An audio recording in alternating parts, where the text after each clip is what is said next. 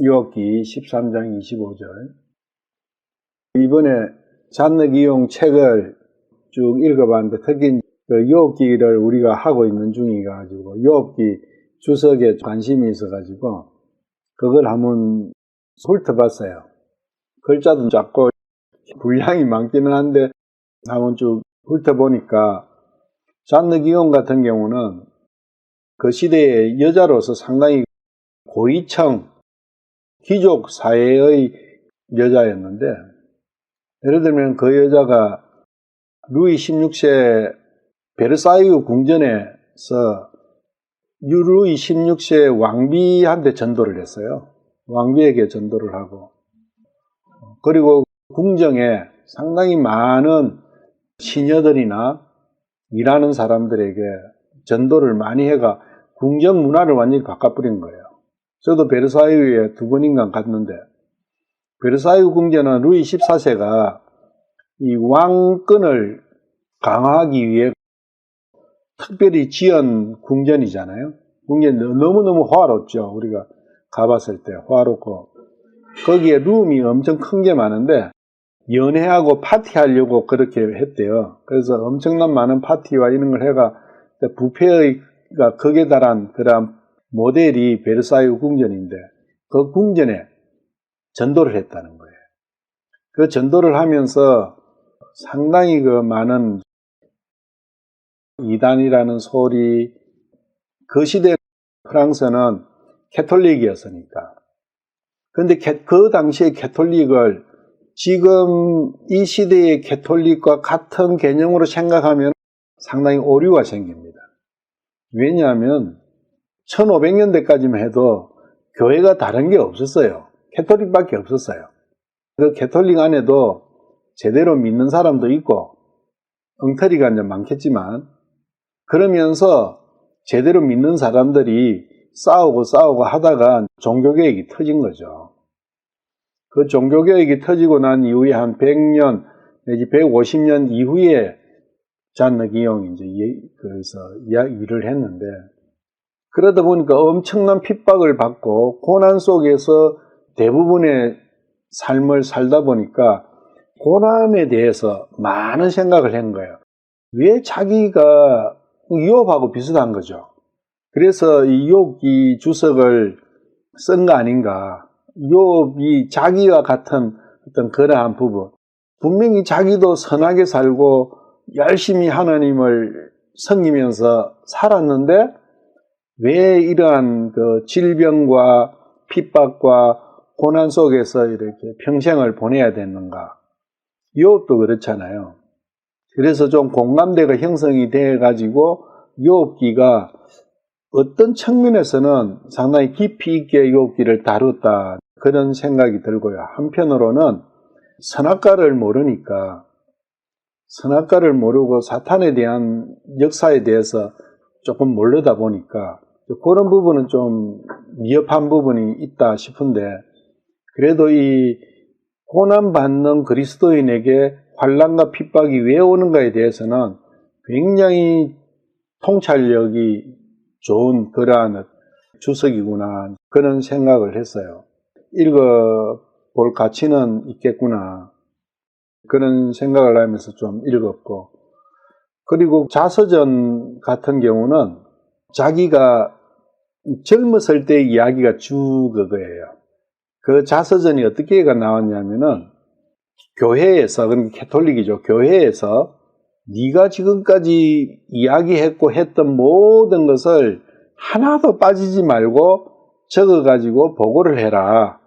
그래서 그 보고서를 기준으로 해서 너에 대해서 정죄를 할 것인지 어떻게 할 것인지 판단하겠다, 그런 명령이 내려와 거기에 제출하기 위해서 적은 거예요. 그러다 보니까 하여튼 그 명령에 순응하기 위해 하다 보니까 굉장히 디테일하게 자기가 살아왔던 그런 과정들을 적어놨어요. 그래서 그것도 그 사람이 상당히 많은 기도 속에서 모든 어려움을 하나님과 함께 하면서 걸어왔던 그에 대한 내용이라, 그것도 상당히 많은 교훈을 우리 본보기를 보여주고 있다, 그런 생각이 들었어요. 그런데 문체나 여러 가지가 상당히 난해합니다. 난해하고 읽기가 쉬운 책은 아니에요. 많은 생각을 해보면서 읽어야 되는 그러한 부분이 있기 때문에 조금 어렵지만은 한번 보는 것은 좀 좋겠다, 그런 생각이 들었어요. 욥기 13장 25절, 저번 주까지 24절까지 했죠. 주께서 이리저리 흩날리는 잎사귀를 떨어뜨리려 하시나이까, 마른 지푸라기를 찾아다니시나이까.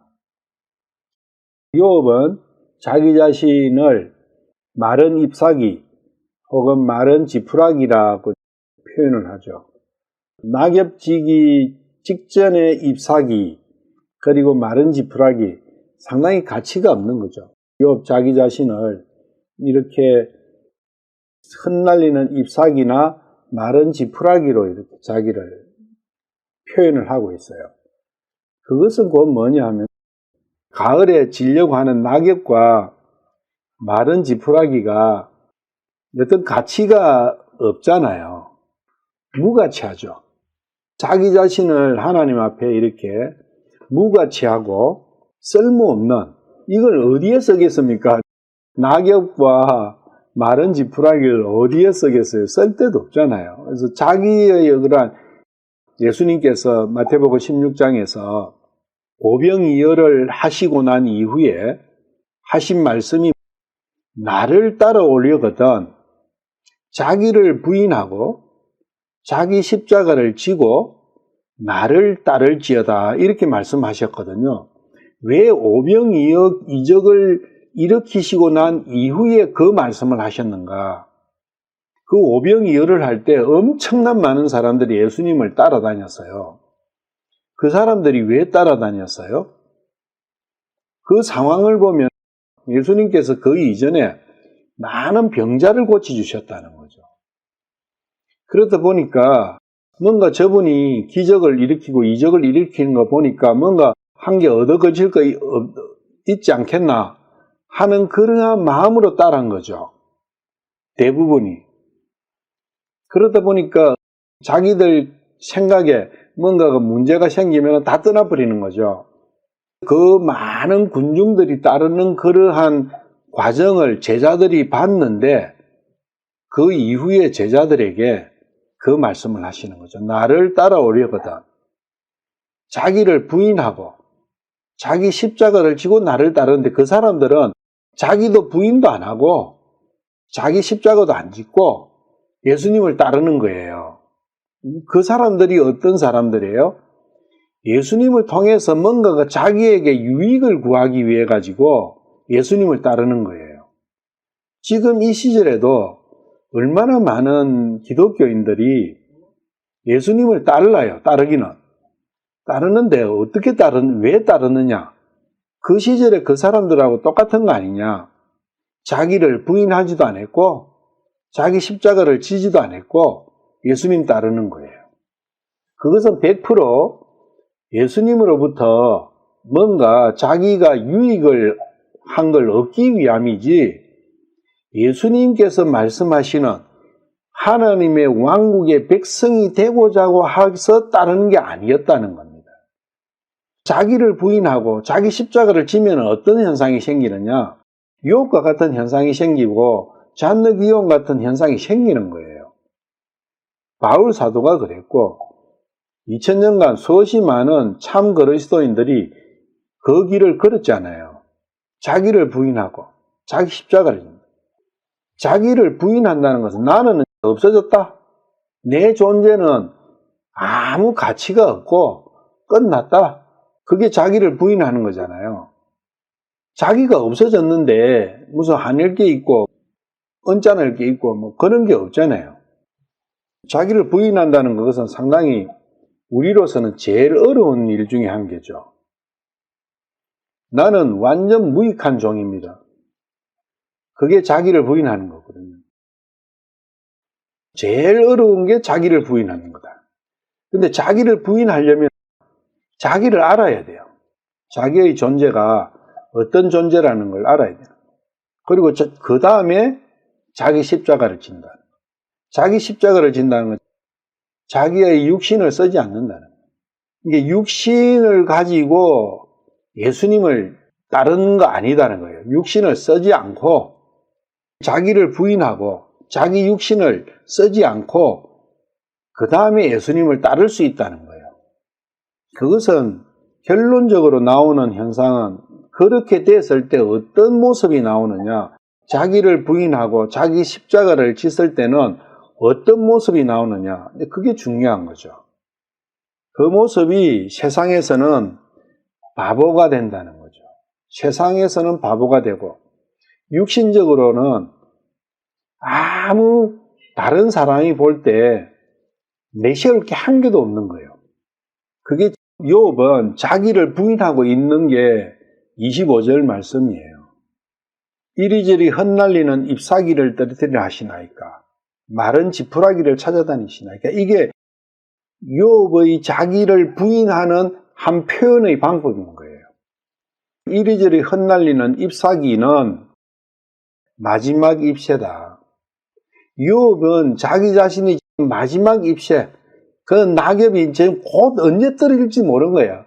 지금 떨어질지, 1초 후에 떨어질지, 10초 후에 떨어질지 모르는 그러한 마지막 잎새인데 어차피 떨어질 건데, 그 떨어지는 것 때문에 주님께서 바람을 일으킬 필요가 뭐 있습니까? 주님께서 가만히 놔놔도 그냥 그거는 사라질 텐데, 소멸될 텐데, 주님께서 애써 그걸 떨어뜨리려고 그렇게 하실 필요가 있습니다. 그런 이야기거든요. 자기 부인이죠. 마지막 잎새라는 이 책을 다시 한번 봤어요.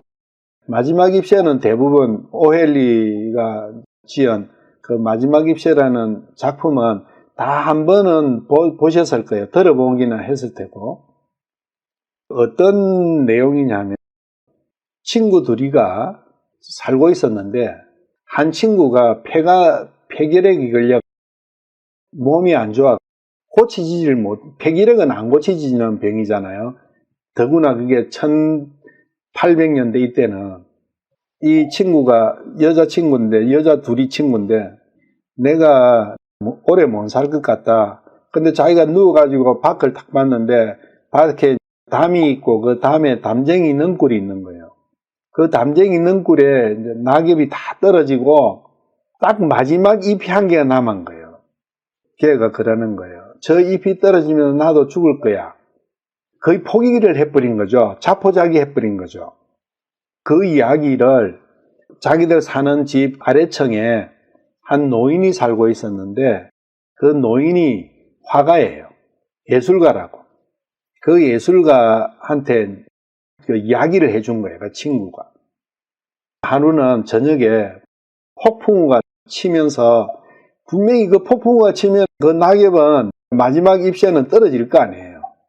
그거 떨어지면 이 아는 죽는 거예요. 삶의 의욕을 잃어버렸으니까. 그런데 다음날 아침에 창문을 탁 여니까 그 잎이 그대로 남아있는 거예요. 그래가지고 이 친구가 딱 생각이 바뀌어가지고 삶의 의욕을 찾고 건강을 회복한 거예요. 다시 살아난 거죠. 그게 부활이라는 거죠. 나중에 가보니까 그거는 벽화였더라. 낙엽은 떨어졌는데 그 잎을 그림을 딱 그려놔가지고 안 떨어진 것처럼 그렇게 보이게 한 거예요. 그런데 폭풍우가 지나고 난 이틀 후에 그 노인이 죽은 거예요. 그 노인이 폐결핵으로 걸려가 죽은 거예요. 그날 저녁에 이 노인이 그 벽화를 그리기 위해 비 맞으면서 그 벽화를 그리고 난 이후에 이 노인이 폐결핵을 앓게 되고 걔는 폐결핵에서 나은 거예요. 그거의 전체 줄거리입니다. 마지막 잎새라는 게. 이 노인이 누구겠어요? 그래서 오헬리라는 사람에 대해서 제가 찾아봤어요.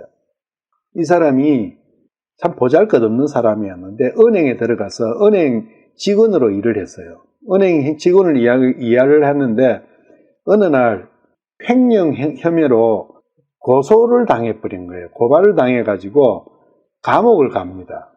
그런데 감옥 가기 전에 자기는 내가 절대 횡령 안 했다 했는데도 횡령죄로 해가지고 이 사람이 도망을 다녀요. 그래서 저 중남미까지 도망가고 이렇게 도망다니다가 어떤 일이 생겨 자기 아내가 몸이 아프다고 그걸 알아가지고 그래서 자수를 해요. 자수를 해 감옥에 들어가는데 감옥에 들어가가지고 많은 소설을 써요. 그 사람의 단편 소설에는 감옥 이야기가 상당히 많습니다. 경찰 이야기가 많고. 그런데 그 사람이 구체적으로 이 성경에 대해서 어떤 과정을 통해서 성경을 믿게 되고 했는지 그런 구체적인 건 없는데 그 사람의 단편 소설들을 쭉 읽어보면 이 사람이 분명히 참 그리스도인이 있구나. 그거는 이제 알 수 있어요. 아마 이러한 말씀에서 이 사람이 그러한 소설을 재료를 생각한 거 아닌가 그런 생각이 나더라고요. 사실은 나무잎이라는 것은 가지 끝에 있고 가지는 둥치는 뿌리는 땅에 박혀 있다. 그걸 생각해야 되고 예수님께서 저주하신 무화과 나무가 왜 저주를 받았냐 하면 열매는 없고 예수님께서 열매를 찾으셨는데 열매는 없고 잎만 무성했어요. 잎만 무성하고 열매 없는 나무를 예수님께서는 저주를 하셨어요. 그게 무슨 뜻이냐 하면 나무는 열매를 맺는 게 목적이에요. 우리 사람도 열매를 맺는 게 목적으로 하나님께서 창조를 하셨는데 열매는 안 맺고 잎만 무성한 잎은 무엇을 뜻하냐면 그 나무 자체의 영광을 뜻하는 거예요. 잎이 엄청 무성하고 가지가 막 뻗어나가 잎이 무성하면 그 나무는 굉장히 웅장하게 보이죠. 굉장히 나무답게 보이잖아요. 몇 주 전에 끌로 있을 때 같이 트레킹 할 때 우리 사는 마을 뒷동산에 여기 엄청난 큰 나무가 있었잖아요. 아마 몇백 년은 최소 500년 이상은 된 것 같은데 그런 나무를 보면 가지가 엄청나고 이파리가 무성하고 대단한 나무처럼 보이잖아요. 그런데 거기에 열매가 없으면 그거는 하나님으로부터는 저주받는 나무가 되는 거예요. 우리 사람도 마찬가지예요. 자기가 하나님께서 주신 몸을 입고 나왔는데 그걸 가지고 자기의 영광으로 예를 들면 나폴레옹 영웅들 많죠. 칭기스칸, 이성계 이런 영웅들 엄청나게 사람들한테 우려를 보는 그런 큰 나무들 많잖아요. 역사 속에서. 근데 그 사람들은 다 뭐냐면은 그처럼 열매 없이 잎만 무성한 나무인 거예요. 예수님께서 그 사람들은 저주받는다고 말씀을 하신 거예요. 열매를 맺는다는 건 하나님 앞에 열매는 하나님께서 받으실 수 있는 하나님 제사에 올릴 수 있는 가루가 되어야 되는 그 열매를 뜻하는 거예요. 그게 있어야 되는 거죠. 그거 없는 사람은 어떤 위대할지라도 아무 의미가 없다는 거죠. 그런 의미입니다. 이 잎사귀가 있는 목적이 열매가 있기 위해서는 잎사귀가 있어야 돼요. 잎사귀 없이는 열매가 안 맺힙니다. 열매 안에 있는 많은 영양소는 잎사귀에서 탄소 동화작용을 통해서 영양소를 만들어가 그 영양소를 열매에다가 주는 거거든요. 그래서 잎사귀들이 필요해요. 필요한데 문제는 잎사귀에서 끝나버리면 안 된다는 거죠. 잎사귀는 열매를 맺고 나면 자동으로 떨어집니다. 이 잎사귀가 육신을 이야기하는 거예요. 욥 자신의 육신은 지금 곧 떨어질 가만히 놔놔도 바로 끝난다. 자기의 인식이 그런 거예요. 자기가 생각이. 그리고 마른 지푸라기가 살아있을 때는 벼나 밀 혹은 보리의 이삭을 만들어내잖아요. 그리고 이삭을 만들고 그 이삭을 추수를 해 탈곡을 하고 나면 짚이 돼버리죠.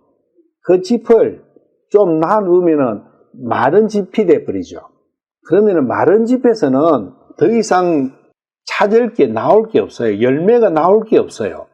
살아있는 지푸라기는 거기가 열매를 맺게 되잖아요. 그런데 마른 지푸라기는 벌써 끝난 거예요. 그래서 아무 소용없는, 마지막에 불태워질 수밖에 없는 나는 끝났는데 하나님께서는 왜 자꾸 이렇게 자기에게 뭔가를 채찍질 하시고 당금질 하시고 이걸 왜 하시는지 모르겠구나, 그런 이야기죠. 그거에 대해서 관련되는 구절들을 한번 찾아볼까 싶습니다. 이사야서 64장 6절. 그러나 우리는 다 부정한 물건 같고 우리의 모든 의는 더러운 누더기 같으며 우리는 다 잎사귀같이 시들므로 우리의 불법들이 바람같이 우리를 몰아갔나이다. 주의 이름을 부르는 자가 없으며 스스로 분발하여 주를 붙잡는 자도 없사오니 이는 주께서 주의 얼굴을 우리에게 숨기셨으며 우리의 불법들로 인하여 우리를 소멸시켰기 때문이다. 지금 여기도 자기 부정이죠. 나는 부정한 물건이고 내 은은 더러운 누더기일 뿐입니다. 그리고 나는 시들은 잎사귀 같아서 불법의 바람으로 다 날려가고 소멸될 그러한 존재일 뿐입니다 하는 그러한 거죠. 그 우리의 존재에 대한 정의가 이렇다는 거죠. 그러다 보니까 주의 얼굴을 우리에게서 숨기시고 하니까, 주께서 숨기셔버리니까 주님을 알 수 있는 방법이 없는 거예요. 그러니까 주님의 이름을 부른 자도 없고 스스로 일어나서 주를 찾는 자도 없고, 이런 부분들이 내가 우리를 부정할 수 있는 근거가 되는 거죠. 이게 우리의 인생이다. 근데 욥은 잘 모르는 게 있어요. 욥이 오해하고 있는 거 있죠. 마태복음 12장 17절. 하나님께서는 욥이 생각하는 것처럼 이렇게 마지막 잎사귀를 떨어뜨리려고 하시는 게 아니고 마른 지푸라기를 그걸 태우려고 자꾸 쫓아다니는 건 아니라는 거예요. 그걸 우리가 알 수 있는 게 마태복음 12장 17절. 이것은 대언자 이사야를 통해 말씀하신 것을 성취하려 하심이라. 이르시되 내가 택한 나의 종 내 혼이 매우 기뻐하는 자 곧 나의 사랑하는 자를 보라. 내가 내 영을 그 위에 두리니 그가 이방인들에게 판단의 공의를 보이리라. 여기까지는 예수님이시죠. 그는 다투지 아니하며 외치지 아니하리니 아무도 거리에서 그의 목소리를 듣지 못하리라. 그는 상한 갈대를 꺾지 아니하며 연기 나는 심지를 끄지 아니하기를 판단의 공의를 보내어 승리에 이르게 할 때까지 하리니 이방인들이 그의 이름을 신뢰하리라 하셨느니라. 여기 보시면 상한 갈대를 꺾지 아니하신다는 거예요. 그리고 연기 나는 심지는 기름이 다 돼가지고 불이 꺼질락 말락 할 때 연기가 나요. 연기 난다는 것은 불이 곧 꺼진다는 신호죠. 그러한 상한 갈대, 연기 나는 심지를 주님께서는 끄지 않으신다는 거예요. 대래 그것을 다시 살려주시기는 분이지. 그러면은 욥이 이야기 25절에서 이야기하고 있는 이것은 누가 욥을 이렇게 하려고 하느냐? 사탄이 하고 있는다는 거죠. 욥이 그것을 하나님께서 하는 걸로 오해를 하고 있다는 거. 그런 부분을 또 알아야 된다. 이사야서 42장 1절. 이 말씀이 마태복음 방금 읽은 말씀이 이사야서 42장 1절에서 4절 이 말씀이에요. 내가 떠받쳐주는 나의 종, 내 혼이 기뻐하는 자 곧 나의 선택한 자를 보라. 내가 내 영을 그 위에 두었은즉 그가 이방인들에게 판단의 공의를 베풀리라. 그는 외치지 아니하고 자기 목소리를 높이지 아니하며 그것을 거리에 들리게 하지 아니하고 상한 갈대를 꺾지 아니하며 연기 나는 심지를 끄지 아니하고 판단의 공의를 베풀어 진리에 이르게 하리라. 그는 쉬하지 아니하고 낙담하지 아니하며 마침내 땅에 판단의 공의를 세우리니 섬들이 그의 법을 바르리라. 여기 보시면 같은 내용이죠. 이사야서 61장 1절. 이 일을 하시는 거죠. 주님께서는. 주 하나님의 영께서 내게 임하셨으니 이는 주께서 내게 기름을 부사 온유한 자들에게 좋은 소식을 선포하게 하셨기 때문이라. 그분께서 나를 보내신 것은 마음이 상한 자들을 싸매고 포로된 자들에게 자유를, 결박된 자들에게 감옥에서 노임을 선포하게 하려 함이요. 또 주의 받아주시는 해와 우리 하나님의 원수 갚으시는 날을 포고하고 애곡하는 모든 자를 위로하게 하려 함이며, 또 시온에서 애곡하는 자들에게 정하여 주되 곧 그들에게 죄 대신 아름다움을 주고 애곡 대신 기쁨의 기름을 주며 근심의 영 대신 찬양의 옷을 주게 하려 함이라. 그리함으로 그들이 주께서 심으신 의나무라 불릴 것이요 이로써 그분께서 영광을 받으시리라. 메시아에 대한 말씀이죠. 메시아는 이러한 형태로 멸망시키기에 오시는 게 아니라 반대죠. 상한 자들을 싸매주시기 위해서. 이런 부분이 성경에서 잘 구분해서 볼 수 있어야 한다. 위로해 주시는 주님, 치료해 주시는 주님. 그래서 마른지 불황이는 물기가 없고 열매를 낼 수 없고 아무 쓸모가 없잖아요. 사람의 육신도 마찬가지죠. 사람의 육신이 태어났을 때, 아기가 딱 탄생했을 때 그때가 수분 함량이 제일 많아요. 그거는 과학적으로 밝혀져 있으니까. 그리고 사람이 죽을 때 수분 함량이 가장 적어요. 메말라가지고 죽는다 그 이야기입니다. 식물이나 사람이나 똑같은 원리라는 거죠. 저도 한국에 이번에 오니까 그런 이야기를 해요. 노인이 다 됐다고 하는데 맞죠. 그래서 내 몸에 수분이 많이 빠졌구나, 물기가 많이 빠졌구나, 그걸 저도 인식을 하죠. 그런데 하나님께서는 그때를 기다리시는 거예요. 그때를 기다리시고. 이사야서 56장 3절. 스스로 주에게 연합한 타국인의 아들은 말하여 이르기를 주께서 나를 자신의 백성으로 완전히 분리하셨다 하지 말고, 이 말씀은 뭐냐면 스스로 주에게 연합한 타국인, 이방인으로서 스스로 내가 주님께, 나를 창조하신 주님께 내가 함께 해야 되겠구나, 그 이야기죠. 그렇게 이야기하는 사람이다. 그 사람들은 나는 이방인이니까 내가 이 마음이 있더라도 주님께서 안 받아주실 거야, 그런 말 하지 말고 고자도 말하기를 보라, 나는 마른 나무라 하지 말라고요. 마른 나무는 거기에서 씨를 못 만들어내잖아요. 그런데 그럴지라도 실망하지 마라. 왜? 주님께서 고쳐주신다는 거예요. 주님께서는 이때를 기다리시는 거 아니냐. 메말라지고 자기가 누추해지고 자기의 삶이 끝에 도달할 때, 그때가 주님께서 복받을 수 있는 그 타이밍이다. 주님께서는 그때를 기다리고 계신데, 왜? 내가 내 잎사귀가 번창하고 푸르르고 가지가 뻗어나고 할 때는 그걸 성경에서는 젊은 날이라고 이야기를 해요. 그래서 그 욥기 29장에 보면 욥이 자기가 젊었을 때의 자기의 모습에 대해서 쭉 기록을 해놨어요. 거기 보면 잘 나가죠. 잘 나갈 때는 우리가 그냥 일반적으로 그래 이야기하죠. 자기 자신이 잘 나갈 때는 하나님 생각 안 합니다. 그게 하나님께서 더 잘 아시죠. 하나님께서 그 혼을 건지시려고 하시면 그 사람을 꺾어버리는 거예요. 잘 나갈 때는 인간은 그리 생기 못다 그래요. 자기가 잘 나갈 때는 하나님 안 찾는다는 거예요. 그 말씀이 욥기 25장에서 궁극으로 이야기하는 이야기는 에스겔서 17장 24절.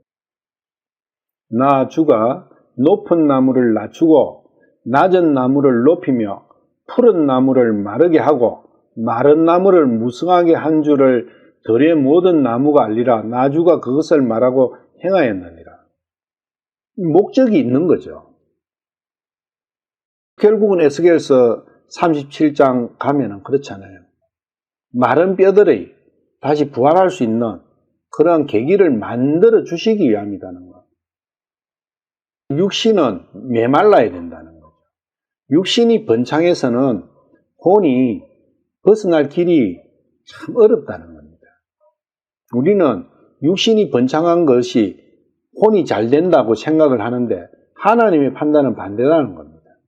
잘 생각하셔야 돼요. 우리가 육신이 메말르는데 하나님 육신을 옛날 그 젊은 시절 때 잘 나간 때 그와 같은 때를 회복해 주신다면 얼마나 하나님을 더 잘 믿겠습니까? 그것은 거짓말이라는 이야기예요. 그건 하나님을 기망하는 거다. 그 다음에 나옵니다. 그런 이야기. 우리가 왜 마른 지푸라기처럼 되고 마지막 입새 같은 그러한 비참한 인생이 되느냐? 내 죄 때문에 그렇다는 겁니다. 다른 게 아니라. 그런데 우리는 그렇게 되면은 다 뭘 생각해요? 하나님이 계신다면 왜 하나님께서 이렇게 하실까? 하나님을 또 원망해요. 나 자신의 본질적인 문제를 바라봐야 되는데 뭔가가 잘못될 때는 왜 하나님 탓하느냐? 잘 될 때는 하나님 생각했느냐? 잘 될 때는 하나님 생각도 안 했어요. 그럼 하나님이 어떤 존재냐고 자기한테. 그거 완전히 모순이잖아요. 자기가 잘 나갈 때는 그럼 하나님 제대로 섬겼나요? 그것도 아니잖아요. 자기 자신을 섬겼지. 그냥 못 되니까 또 하나님을 왜 원망해요? 왜 하나님 손을 또 바라봐요? 그런 이래도 모순, 저래도 모순, 이래도 문제, 저래도 문제. 우리 인생은 그렇다는 거예요. 단지 하나님께서는 사탄의 포로가 된 욥을 구하시기 위해 마른 지푸라기 같이 되도록 그것을 그냥 두시는 것은 맞아요. 하나님께서 그 부분을 방치하시는 것은 맞아요. 그렇지만 그거 직접적으로 하는 것은 사탄이라는 거죠. 그걸 우리가 잘 알아야 돼요. 욥이 마른 지푸라기처럼 되어 욥 자신의 처지에 대해서 하나님께 그러한 생각을 가지고 있으니까 드디어 하나님께서 찾아오신 거 아니냐. 에스겔서 37장 1절부터 14절까지 한번 읽어보십시오. 그 마른 뼈의 부활. 이스라엘에게는 참 이스라엘이라면 부활이 분명히 있다는 겁니다. 약속이에요. 참 이스라엘이 누굽니까? 참 이스라엘은 마음속에서 그 마음 깊은 곳에서 자기 자신을 부인하고 자기 십자가를 지고 육신을 십자가에 못 박고 예수님을 따르고자 하는 사람 아니냐. 그 사람이 이스라엘이에요. 참 이스라엘이다. 그런 사람에게는 하나님께서 찾아오신다는 거예요. 그래서 자기 부인하는 이게 참 중요한 거. 자기 부인은 그래요. 욥은 자신을 잎사귀나 마른 지푸라기를 표현하여 자신이 무기력하고 아무 힘이 없다는 거예요. 무기력하다는 것은 반쯤 죽은 그 사람이 무기력한 거예요. 그래서 반쯤 죽었고 연약해서 그리고 자기가 가진 것은 맨몸뚱이밖에 없다 그거예요. 그 강도를 만났잖아요. 그 사람이. 그래서 옷을 다 뺏겨버렸어. 그래서 벌거숭이요. 벌거숭이가 가진 게 뭐 있어요? 아무것도 없는 거예요.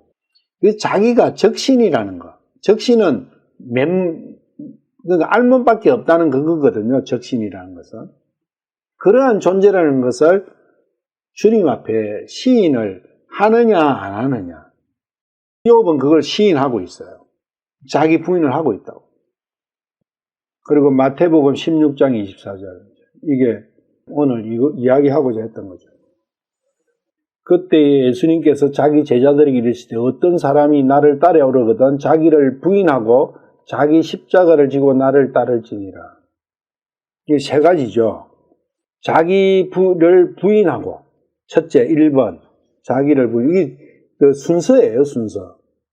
둘째 자기 십자가를 지고 셋째 예수님을 따른다.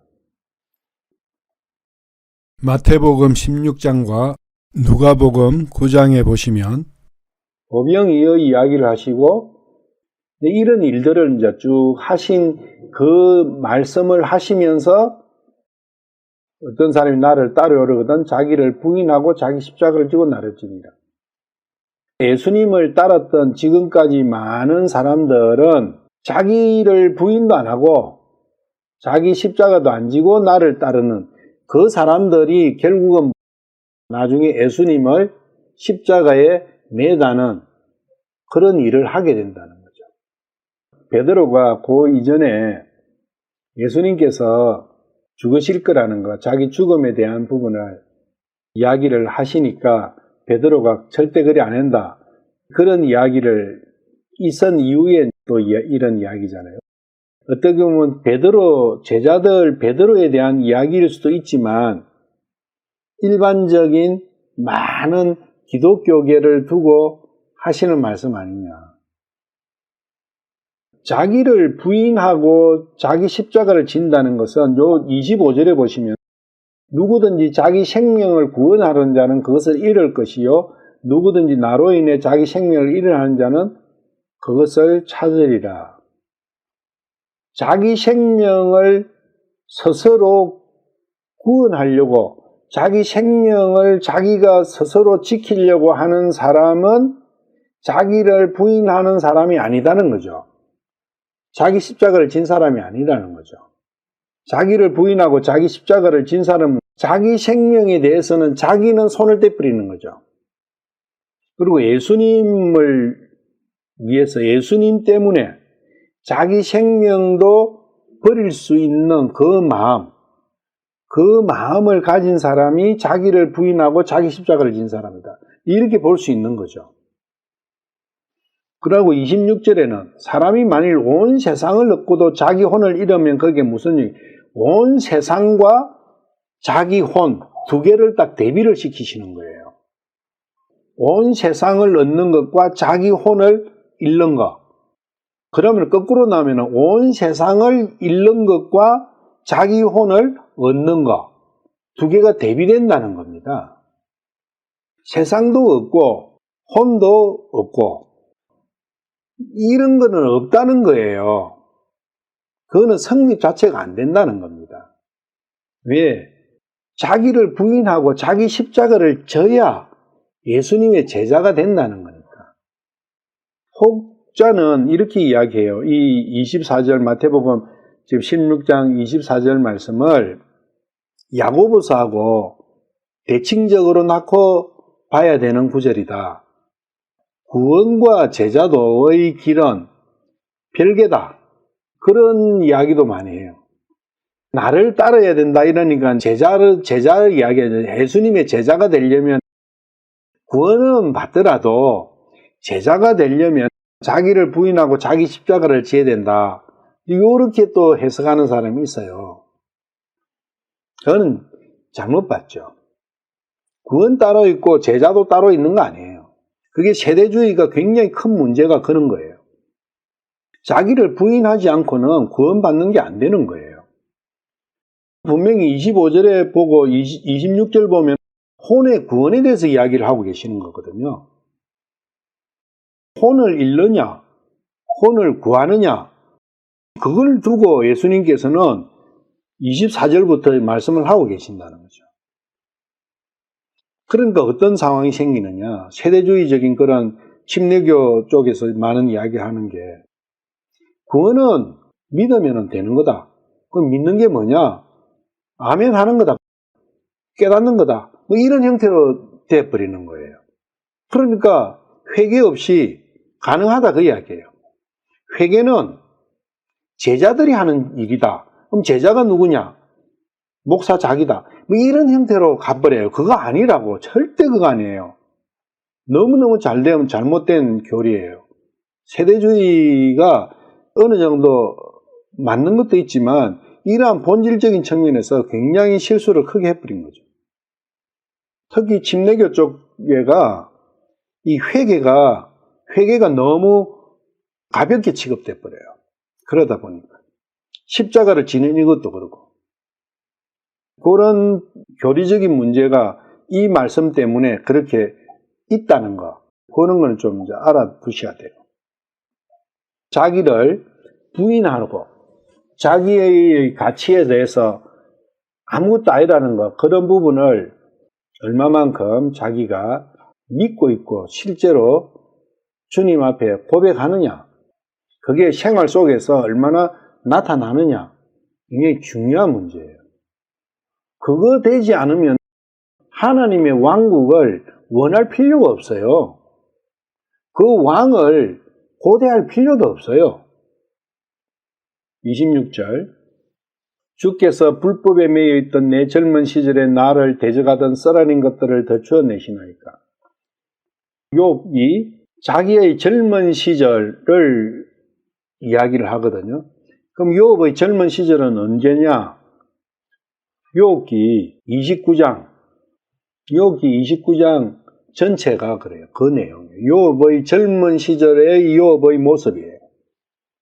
1절부터 좀 읽어보면, 또 욥이 계속해서 자기의 비유를 말하되, 내가 지나간 달들에 하나님께서 나를 보존하시던 날들에 있었던 같이 있다면 얼마나 좋을까? 지나간 달들은 언제냐? 그 4절에 이제 나와요. 3절, 그때는 그분의 등불이 내 머리를 비추었으면 내가 그분의 빛을 힘입어 어둠 사이를 다녔느니라. 내가 나의 젊은 날에 있었던 것 같이 있다면 얼마나 좋을까? 그때에는, 그러니까 젊은 날이죠. 그때는 하나님의 엄밀한 일이 내 장막위에 있었도다. 이 젊은 날의 이 상태. 그래서 그때 계속 그때 나오죠. 자기 젊은 날 때. 이 젊은 날 때 보면은 욥이 얼마나 힘있게 살았는지 몰라요. 하나님 앞에. 그런데 문제는 3절에 보시면 그분의 등불이 내 머리를 비췄어요. 빛은 예수님이시잖아요. 예수님이 자기 밖에 계셨던 거예요. 그러니까 그 빛이 자기의 머리에 비춘 거예요. 자기 위에 계시니까, 밖에 계시니까. 지금 이 시대는 어떻습니까? 주님이 내 속에 들어버리시잖아요. 밖에서 빛을 비추는 게 아니라 내 속에서 빛을 비추시는 거예요. 내가 빛나는 거예요. 그게 틀리다는 거. 그래서 이것은 율법을 이야기하고 있다는 걸 알 수가 있어요. 그래서 율법 속에서 전신을 다해서 하나님을 섬겼을 때 율법을 전혀 어기지 않고 하나님을 섬겼을 때 그때의 이야기를 하는 것을 알 수가 있는 거예요. 5절 보면 전능자께서 여전히 나와 함께 계셨고 내 자녀들이 내 주위에 있었으며 그때는 내가 버터로 내 발자국을 씻었고 바위가 나를 위하여 기름의 강을 쏟아내었거든. 엄청난 부유한, 풍족한, 영적으로 부유한 상태를 나타내죠. 버터와 기름은 영적으로 부유를 나타내주거든요. 욥이 재산을 보면 양이 엄청 많았잖아요. 그 양이 젖을 가지고 우리가 소나 양의 젖을 먹는데 그 젖 가지고 버터를 만들잖아요. 그때는 내가 도시를 가로질러 성문으로 나가기도 하며 내 자리를 거리에 마련하기도 하였느니라. 젊은이는 나를 보고 숨었으며 나이 든 사람들은 일어서고 그만큼 영광스러웠다는 거죠. 이렇게 모든 사람들이 나를 우러러보고 통치자들은 말을 삼가며 손으로 자기 입을 가렸고 고귀한 자들은 잠잠하였으며 그들의 혀는 입천장에 붙은 욥의 한마디면은 누구도 대꾸도 못하는 거예요. 욥 앞에서 쭉 밑에 읽어보시면 엄청난 영광이에요. 그걸 알 수 있는 것이 이 29장하고 욥기 1장 5절하고는 같은 대칭 내는 말씀이에요. 1장에 욥의 재산 목록 나오잖아요. 그 재산 목록 아들 7명, 딸 3명 그런 내용이 29장에 나오는 내용들이에요. 그러면서 욥은 번제를 제사를 계속 드렸잖아요. 제사를. 이 제사를 계속 드렸더라는 거예요. 율법 속에서 완벽하게 걸었는데 문제는 마음의 평화는 없었더라. 그게 3장 마지막에 나오는 말씀이에요. 중요한 건 그거죠. 3장 25절 26절이잖아요. 그렇게 살았는데 내가 크게 두려워하던 것이 그렇게 살았는데도 두려움이 있었던 거예요. 마음속에. 그리고 걱정 무서워했던 게 있었던 거예요. 내게 임하였고 무서워하는 것이 내게 이르렀도다. 내게는 안전도 없고 안식도 없고 평안도 없었을 때 고난이 임하다. 그러니까 그렇게 했는데도 안전도 없고 안식도 없었고 평화가 없었다는 거예요. 마음속에. 그렇게 살았는데도. 그게 율법의 한계다. 그런 부분이 욥기에서 이렇게 13장 끝에서 이런 형태로 조금씩 표현이 되는 거예요. 주께서 불법에 매여 있던 내 젊은 시절에 내가 율법을 엄청나게 지키고 했지만 불법에 쌓여 있었다는 것. 불법 속에서 그럴 수밖에 없었다는 것. 로마서 1장 18절에 불법 가운데서 섬기는 것. 그것의 한계다. 그게 율법 상태다는 거예요. 이게 로마서 1장 18절. 하나님의 진노가 불의 안에서 진리를 붙잡아 두는 사람들. 이게 율법을 가지고 하나님을 섬기는 사람이에요. 그리고 불의 안에서 진리를 붙다는 사람이 구약에 많이 있었는데 다윗이나 아브라함이나 모두가 다 그렇느냐? 아니다는 거예요. 뭐냐면은 경건치 아니한 마음으로 율법으로 하나님을 섬기는 사람이에요. 그러니까 마음으로 진짜 하나님을 섬기고 싶어가지고 율법을 지키는 사람과 마음은 콩밭에 가 있으면서 몸만 가지고 율법의 행위를 지키면서 뻐기는 사람하고 구분해야 된다는 거예요. 그런 거는 조금 다른 게 있어요. 문제는 불의 안에서 진리를 붙잡아 두는 그 한계는 있다는 거예요. 이러나 저러나. 주께서 불법에 매여 있던 내 젊은 시절, 젊은 시절은 그렇게 자기 힘으로 사는 거예요. 자기 힘으로 산다는 것은 자기 힘은 항상 육신과 결부되어 있다는 거예요. 그러면 육신은 불법의 온상이잖아요. 그 이야기. 불법에 매여서 나의 힘으로 하나님을 섬기고자 하고 그렇게 살았던 그때의 쓰라린 것들을, 이 쓰라린 것들은 양심의 가책이죠. 이 욥은 양심의 가책을 많이 받았다는 겁니다. 그래서 3장 25절, 26절에 그런 고백을 하는 거죠.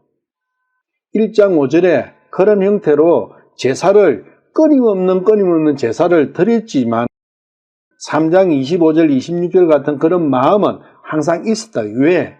그 마음이 이 쓰라린 것들이라는 거죠. 13장 26절에 이 쓰라린 것들, 양심의 가책. 내 힘으로 육신을 가지고 하나님을 섬긴다고 많은 사람들이 하고 있지만 그 사람들이 두 부류가 있을 거예요. 어떤 사람은 양심의 가책 때문에 너무너무 괴로운 사람이 있고 안 되는데 주위에서 사람들이 잘한다 하니까 나 잘하는 거 아니라 나는 양심에 이런 문제가 있어. 실제로는 내가 이래 말도 못하고 마음속으로만 꾹꾹 앓고 있지 않느냐. 그런 것들이 쓰라는 것들인 거예요. 욥도 그런 것들이 있었다는 거죠. 주위에서 너무 크게 보니까 자기 마음에서는 이게 안 되는 건데 이건 안 됐는데 분명히 안 됐는데 사람들은 와 하니까 야 그거 아니라고 이야기할 수도 없고 그러는 게 마음이 더 썰인 거죠. 그런 아픔 그런 것을 덜 추워내시나이까. 그거는 덜 추워내시는 거죠. 하나님께서. 왜? 그걸 정확하게 자기가 인식을 해야 자기를 부인할 수 있으니까. 나는 아무것도 아니구나. 사람들이 저렇게 나에 대해서 와와하고 해봐도 내 자신은 내가 가만히 생각해보니까 아무것도 아니네. 그 악에서 그 불법의 상태를 자기 양심이 어떤가를 정확하게 알고 난 이후에는 그 악에서 돌아서고 그 악에서 멀어지잖아요. 멀어지니까 육신적으로 핍박이 오잖아요. 군대에서 이런 이야기 많이 한대요. 인생의 쓴맛을 너희들이 봤냐? 기합받을 때 고참이 부하들을 기합을 많이, 요사이는 기합이 없지만 옛날에는 기합을 많이 줬죠. 할 때 인생의 쓴맛을 봤냐? 하면서 인생의 쓴맛을 한번 느껴봐 이놈들아. 이제 이렇게 하면서 기합을 많이 줘요. 그 인생의 쓴맛 필요하다는 거죠. 그건. 그런데 우리는 인생의 쓴맛을 가급적이면 피하려고 하죠. 피하는 방법을 연구하고 있고 세상에서 제일 쓴 맛이 썰개 맛이라는 거예요. 썰개가 왜 쓴지 그거는 잘 몰라요. 왜 써야 되는지 그거는 책에도 안 나와요. 그런데 썰개는 써요. 그런데 성경에는 나와요. 썰개는 써야 되는 거예요. 그리고 썰개는 그게 사탄의 독이다. 그게 성경에는 나와요. 이 쓴맛을 본다는 것은 내 안에 사탄의 독이 들어앉았구나. 그걸 아는 거죠. 근데 예수님께서 창을 찔렸을 때, 옆구리에 창을 찔렸을 때 그 창이 어디를 통과했겠는가 생각해 보는 거예요. 분명히 물이 나온 거 보면은 콩팥을 가격한 거예요. 콩팥 안에는 물이 들어있잖아요. 중요합니다, 이건.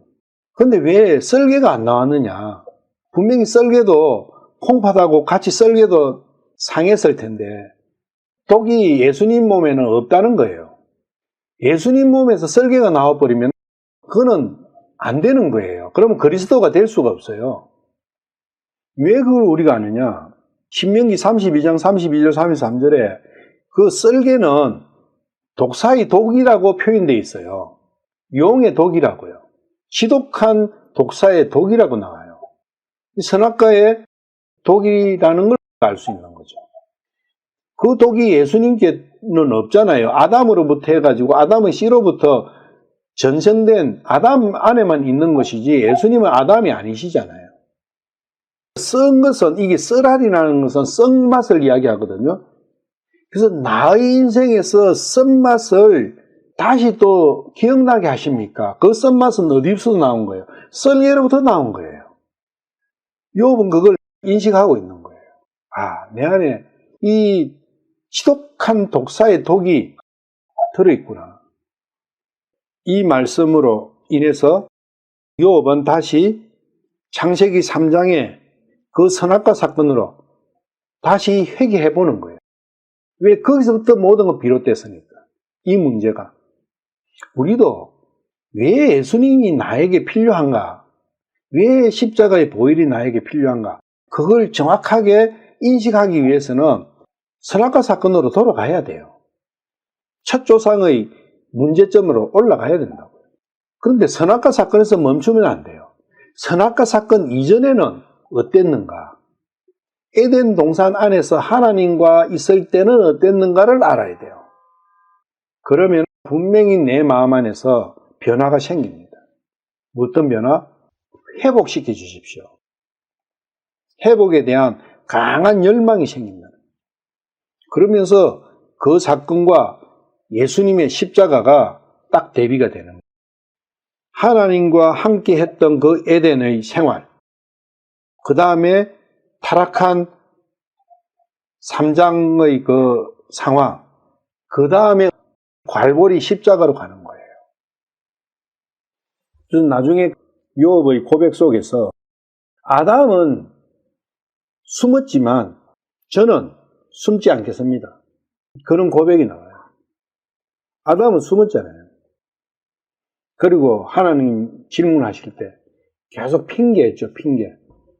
핑계는 자기 자신을 부인하지 않는 결과예요. 자기 십자가를 지지 않는 사람은 핑계를 댑니다. 자기를 부인하지 않는 사람은 하나님께서 질문하시면 핑계를 대요. 그런데 자기를 부인한 사람은 아멘, 하나님 제가 그렇습니다.